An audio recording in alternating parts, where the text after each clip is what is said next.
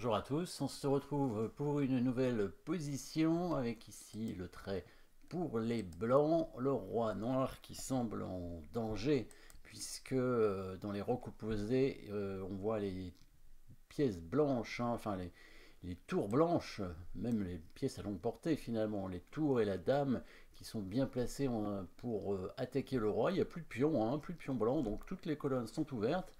Le roi blanc est plutôt en sécurité, mais au niveau du matériel, les noirs ont quand même un cavalier en plus, un cavalier et un pion en plus. Donc est-ce que les blancs vont quand même réussir à obtenir une attaque derrière?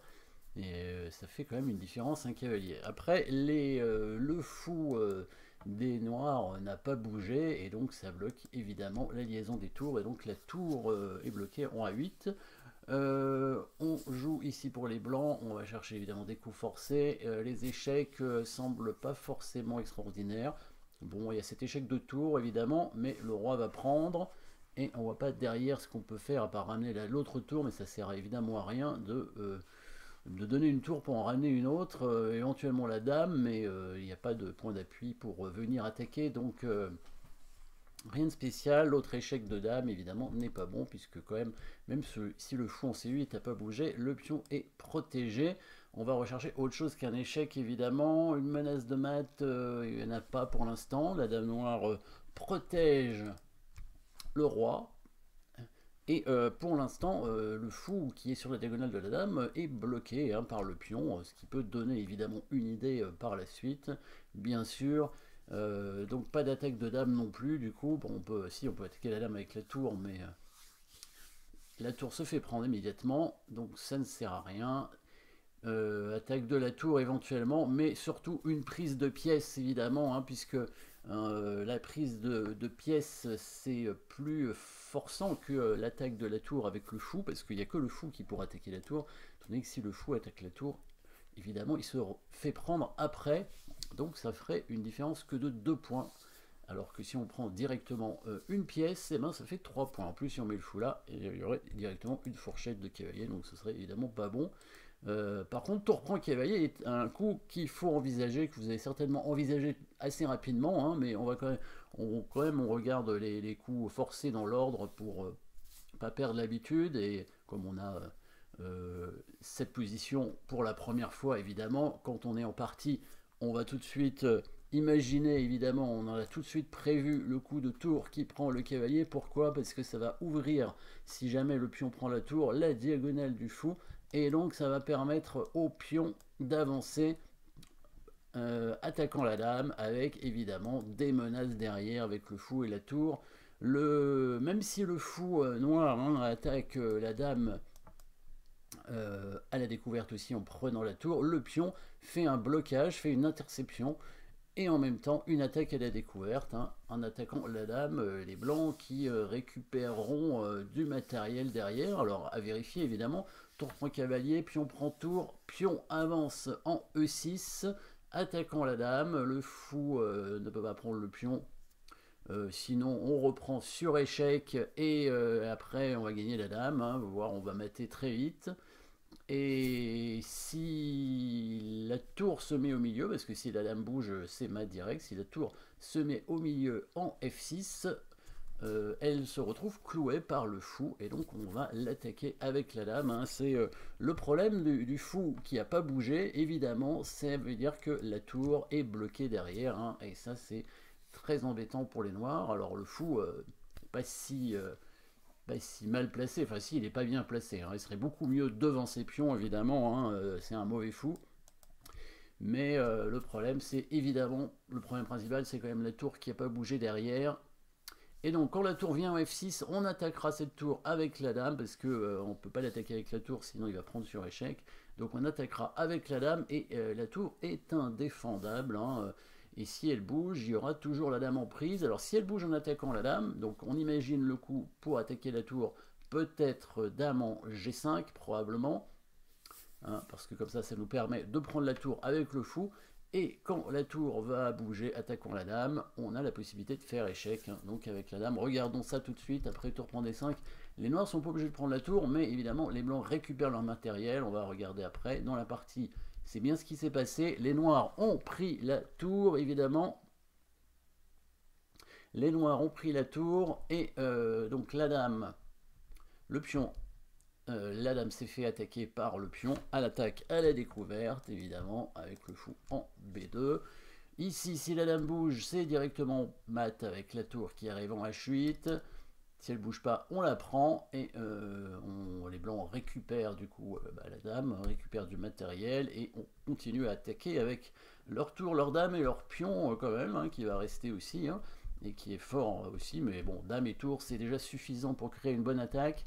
Et sur le seul coup, tour F6, on va certainement jouer le coup dame G5 pour éviter, pourquoi ce coup? Pour éviter l'échange des dames.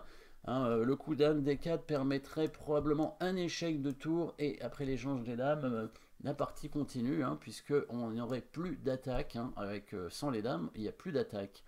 Dame H4 est moins précis aussi parce que le pion peut avancer pour bloquer la case, la diagonale de la dame, donc dame G5, voilà, c'est le coup qui nous reste. On attaque la tour, on prend avec le fou, on conserve les dames, on menace toujours d'amener la tour en H8 derrière avec soit un mat, soit la prise de la tour. Hein. S'il fait ça, évidemment, on prend avec le fou, pas avec la dame. On conserve les dames, évidemment. On attaque sa dame. On menace tour H8 derrière et la tour n'est pas protégée. Et puis, il y aura probablement des menaces de mat, voire la perte de la dame forcée. Et sur tour F5, on peut faire cet échec en D8 avec la dame, qui est déjà très fort avec le pion qui avance, mais il a trouvé mieux.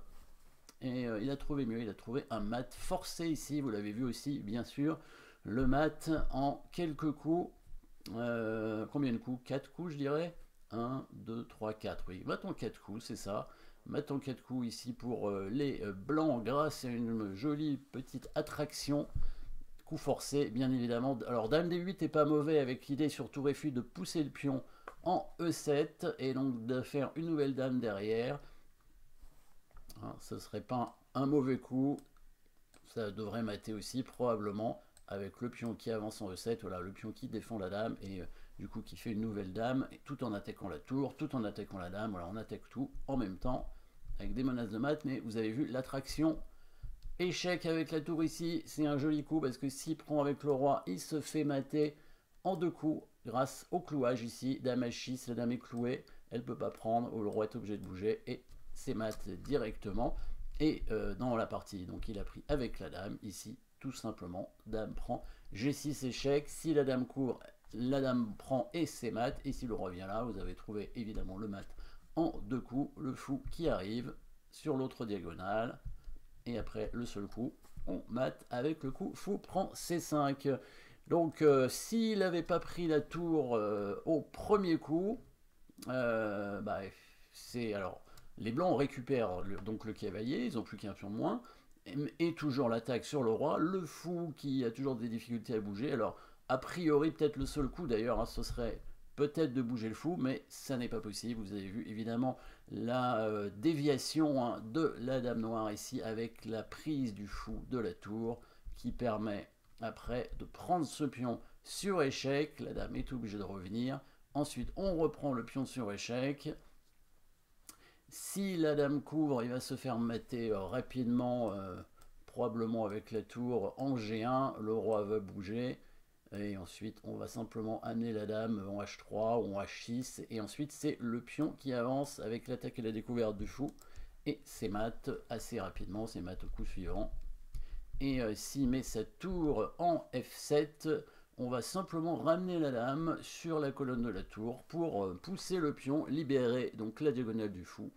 Et l'attaque est trop forte, hein. Ici, il n'y a plus de défense pour les noirs. Si la deuxième tour arrive enfin, c'est trop tard. Le pion avance et cette case en F1 est contrôlée. Il n'y a pas d'échec. La dame est attaquée. Les blancs vont récupérer leur matériel et puis vont réussir à probablement à mater rapidement, hein. Sur le seul coup, tour F6, on peut envisager différentes possibilités. Soit le pion qui avance, soit simplement le fou qui prend la tour, hein. La dame ne peut pas prendre. Donc la tour est obligée de prendre. Déjà les blancs maintenant ont un pion d'avance et peuvent peut-être même l'avancer certainement. Parce que si la dame prend, il y aurait un échec derrière avec la tour qui arrive et la dame est perdue. On peut imaginer d'autres coups aussi dans cette position. Peut-être La tour qui monte pour faire, pour menacer la dame sur la colonne, hein, mais je pense que ce coup est suffisamment fort, hein, avec des menaces dans tous les sens, hein, menace de fer dame, menace de fer échec ici aussi avec la dame, et si la dame bouge, on a vu la dame blanche qui arrive, c'est ce qui arrive quand il y a les rocs opposés, hein, donc quand il y a un grand roc contre un petit roc, avec une colonne ouverte en direction du roi, beaucoup de possibilités tactiques, beaucoup de possibilités d'attaque avec les pièces lourdes. Merci d'avoir suivi cette position et n'oubliez pas de vous abonner et à très bientôt.